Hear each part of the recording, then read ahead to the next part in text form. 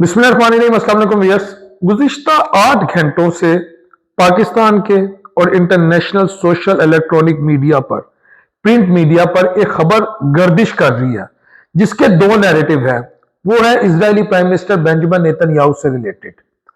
पासदारान इनकलाब, जिन्हें Iranian revolutionary guards कहा जाता है, उन्होंने ये दावा किया है कि आज सुबह या दोपहर को, यानी तकरीबन 11-12 बजे के बीच में, जो ईरान ने हमला किया शाबीरा के इलाके में इसराइल में, जहां Israeli prime minister Benjamin Netanyahu का कंपाउंड था, उनका ऑफिस था, उनकी रिहाइश का थी, वो बुरी तरह हिट हुआ और वो अब दुनिया में नहीं रहा, वो अल्लाह के हुजूर पेश हो गया।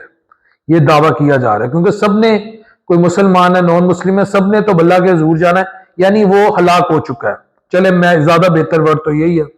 अच्छा, अब इस दावे के बाद फिल फॉर वेस्टर्न मीडिया और इजरायली मीडिया ने क्लेम किया कि ये सब झूठ है, जो बेंजामिन नेतन्याहू है वो महफूज है, वो जिंदा है और वो इजरायली गवर्नमेंट को लीड कर रहे हैं, वो इस जंग को लीड कर रहे हैं। व्यूअर्स, अभी चंद घंटे गुजरे हैं, यानी 36 से 48 घंटे पहले आपके इल्म में होगा कि ईरान के supreme leader Ayatollah Ali Khamenei को शहीद कर दिया गया और पूरा एक दिन ईरानियन मीडिया, ईरान के स्टेट ऑफिशियल्स, उनके वजीर खारजा अली लारजानी और दीगर जो उनके अहम ओहदों पर इस वक्त तैनात है, उनके मुख्तलिफ गवर्नमेंट ऑफिशियल्स हैं, मिनिस्टर्स हैं, उनकी काबीना से हैं, उनकी अदलिया से हैं, यानी वहां पूरा स्ट्रक्चर है गवर्निंग का, वो सब ये बयानात देते रहे कि वो हयात हैं, वो महफूज मकामात पर हैं, या उनके महफूज मकामात पर या महफूज मकाम पर मुंतकिल कर दिया गया है।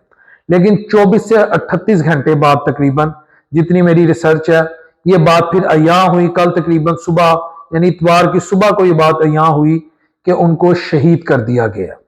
अच्छा, आज same is the case with Benjamin Netanyahu, क्योंकि जिस वक्त आयतुल्लाह अली खामनेई को शहीद किया गया था, ये कहा जा रहा था कि वो कुछ देर तक टीवी पर आएंगे, वो खताब करेंगे और ईरानी कौम को मैसेज देंगे।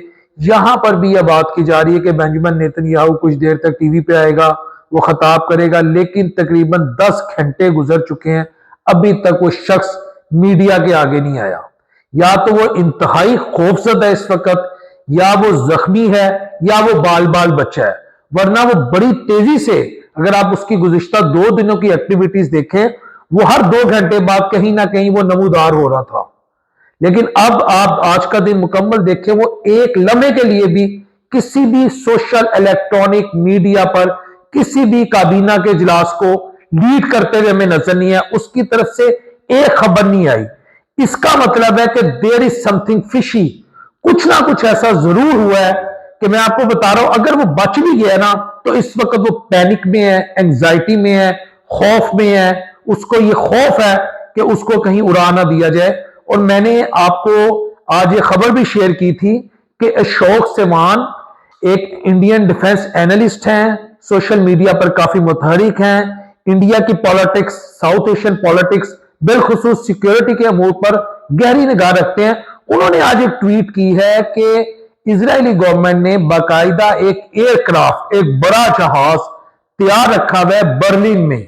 जर्मनी का जो शहर है बर्लिन, वो इस वक्त वहां पे रेडी है, क्योंकि अगर किसी मौके पर उन्हें ये लगा कि ईरानियंस जो है वो डोमिनेट करने जा रहे हैं या गेम उनके हाथ से निकल चुकी है, तो वह जहाज वहां से उड़ेगा और इजराइल लैंड करेगा और यहां से जितनी भी इनकी काबीना है, जो जो इनके स्टेट ऑफिशियल्स हैं, उनको लोडिंग उनकी की जाएगी और दोबारा टेक ऑफ करके इजराइल छोड़ देगा। ये बात बिलाल शफीक नहीं कह रहा, ये पाकिस्तानी मीडिया नहीं कह रहा, ये ISPR नहीं कह रहा, ये इंडियन डिफेंस एनालिस्ट कह रहे हैं। तो क्या ये माजरा जो मैं आपके सामने सारा मैंने सिनेरियो रखा है, सिर्फ मेरा एक सवाल है, अगर वो जिंदा है वो मीडिया के सामने क्यों नहीं आ रहा?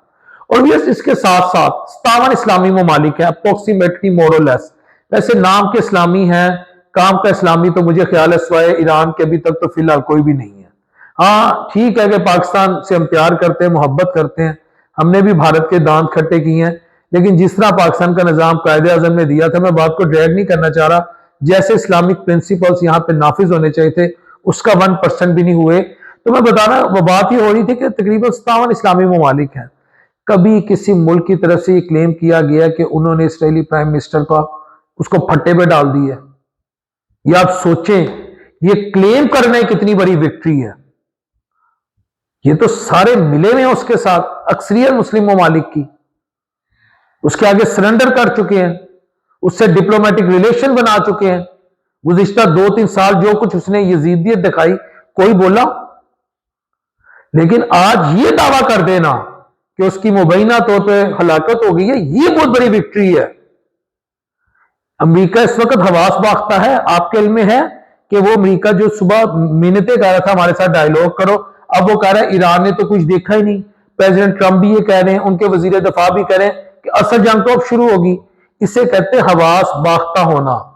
اور امریکن کانگریس مین، ان کا نام ہے ایک امریکن کانگریس مین ہے، میرے ذہن سے ان کا نام سکپ ہو چکا ہے، لیوٹ بٹ. انہوں نے یہ حضور والا کہا ہے کہ جو ایپسٹائن فائلز ہیں اس میں اس بات کو کلیئرلی مینشن کیا گیا ہے کہ یہ پریزیڈنٹ ٹرمپ چھوٹے بچوں کو بھی نہیں چھوڑتا تھا. اس سے زیادہ پشیمانی اور شرمندگی کی کیا بات ہوگی؟ اور ٹرمپ نے کیونکہ اس کا مواخذہ نہ ہو جاتا، اس سے لوگوں کی ٹینشن ڈائیورٹ کرنے کے لیے یہ ایران پر حملہ کی ہے اسرائیل کے کہنے پہ. اور ویسے بھی واشنگٹن پوسٹ کی یہ خبر ہے جس میں کہا جا رہا ہے کہ سعودیہ نے بھی اسے کنونس کیا تھا، لیکن خیر میرے پاس اس کی اتھینٹسٹی نہیں ہے. مگر میں ایٹ لیسٹ یہ ضرور چاہوں گا کہ مسلمانوں کو ایک ہونا چاہیے، نہ کہ ایک دوسرے کی ٹانگیں کھینچنی چاہیے. میری تو خواہش ہے کہ سعودیہ، پاکستان، ایران ہم سب ایک ہوں، کیونکہ ہمیں حکم یہ ہے کہ مسلمانوں ایک ہو جاؤ، اللہ کی رسی کو مضبوطی سے تھام لو، آپس میں تفرقہ بازی نہ کرو. السلام علیکم ورحمۃ اللہ وبرکاتہ.